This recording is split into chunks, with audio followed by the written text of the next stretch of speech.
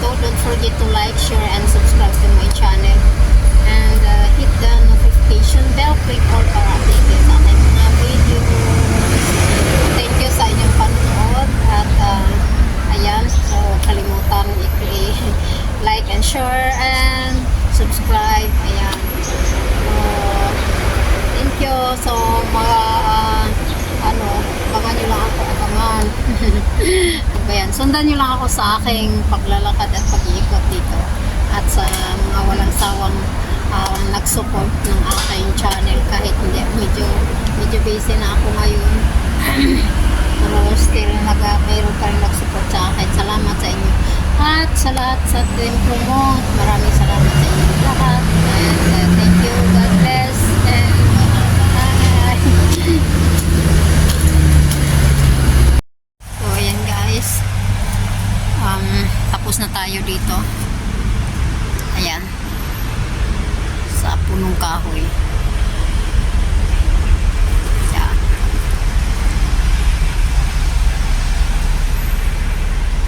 Ayan. So, babalik na tayo sa Town Plaza. Puntahan ko na yung kaibigan ko doon. Nag-aantay.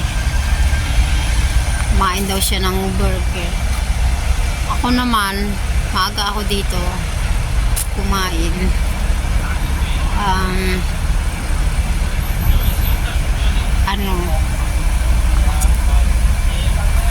Nawala. Lakad-lakad na lang ako. Alam nyo guys, hindi ko, napapansin ko talaga yung yung ito. Pinatanggal ko to pero hindi siya successful. Hindi siya successful. Di tulad dito, okay siya. Medyo nawala na yung niya. Pero ito, hindi natanggal.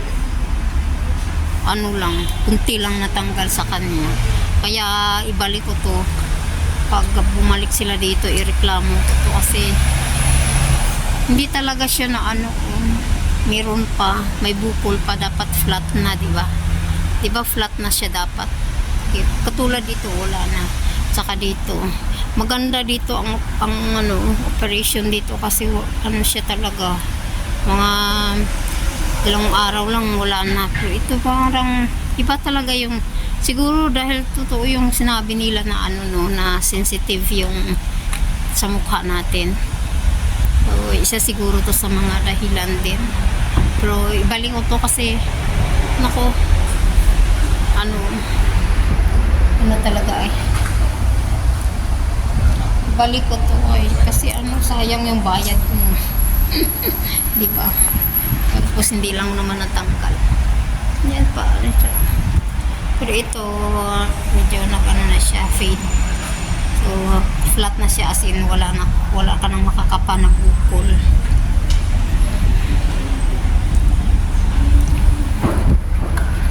Ba't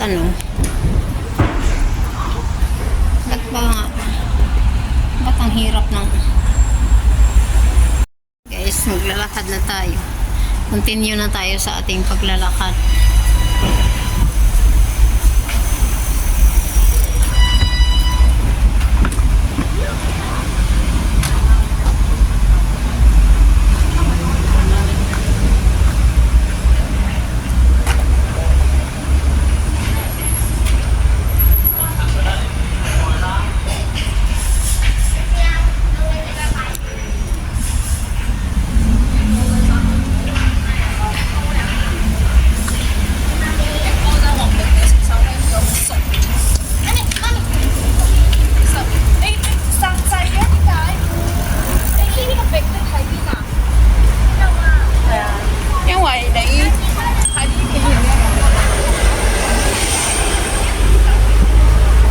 Matagal-tagal na rin ito naka-standby yung construction natin, hindi pa natapos.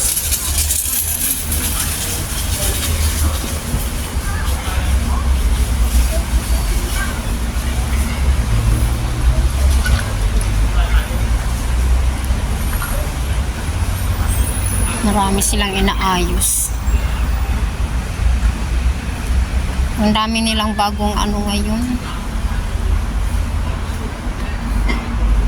Ang bilis nila nakabangon galing sa sa pandemic.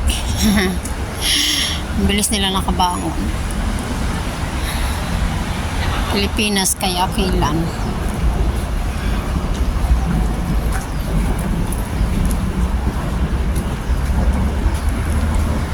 Dito tayo.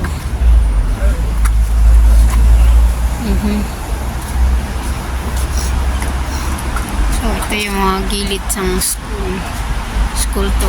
Haba ng laki ng mga punong kahoy. Parang natatamad talaga ako. Parang wala akong gana.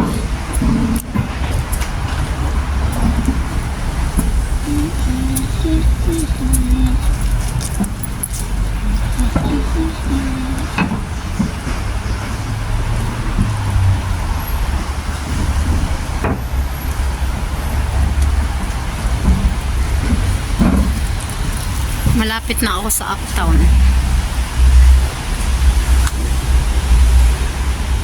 Bye-bye. Ay.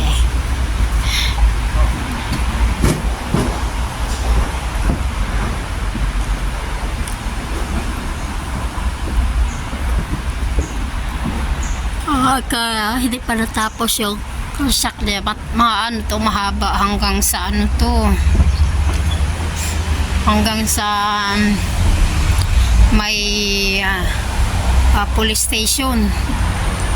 Yung nila, construct nila. So pag matapos na to, maganda na siya, hindi na pag umulan hindi ka naman problema sa payong. At saka marami na rin tatanbayan kasi lalagyan ito ng lagyan nila ito ng upuan. I'm sure lagyan nila ito ng upuan.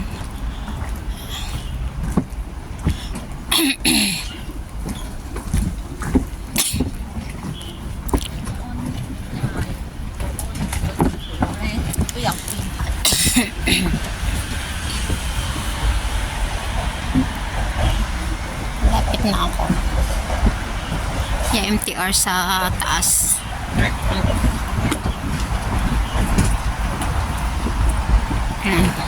Yung MTR yan sa taas. Tapos paglagpas ko nito, Uptown Plaza na. So saglit lang naman yung paglalakad ko dito. Siguro mga 10 minutes o 10 to 15 minutes ganyan. Pero dahil pa ako, nagpicture at saka gumala pa ako sa ilalim ng punong kahoy. O medyo natagalan ako. Ayan.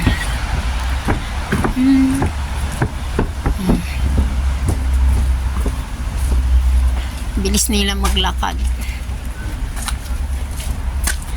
O ayan, sa ilalim na ako ng subway. So MTR to sa taas.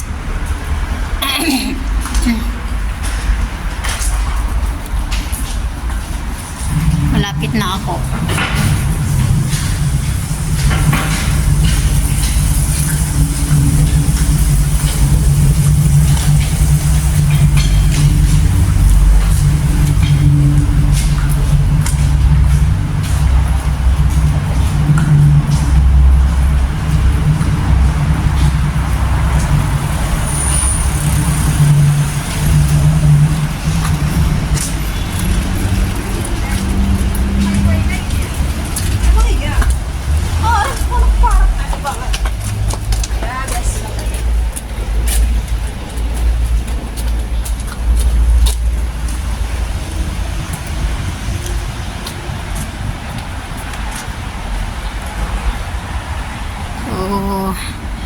Yan, liko tayo. Tapos so yung yung bubong pala yung construct nila is galing dito.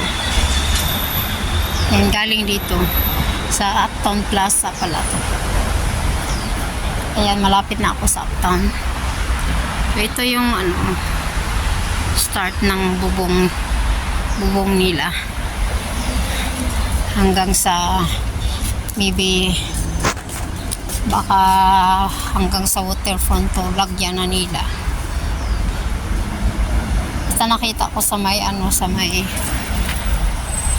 ito yung parkingan ng bike. Nakita ko sa sa hanggang sa may police station. Yan, andito na ako sa may Uptown Plaza. Mapapasok na ako. Ayan, pasok na tayo sa Uptown Plaza.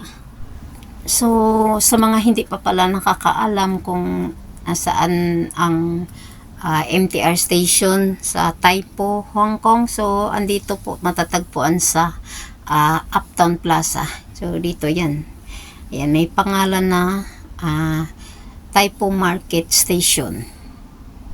So, hanggang dito na lang tayo, and salamat sa inyong pagsubaybay. And please don't forget to like, share, and subscribe to my channel, and hit the notification bell. Click all para update kayo sa aking mga videos, sa mga baguhan dito. Maraming salamat. Bye bye.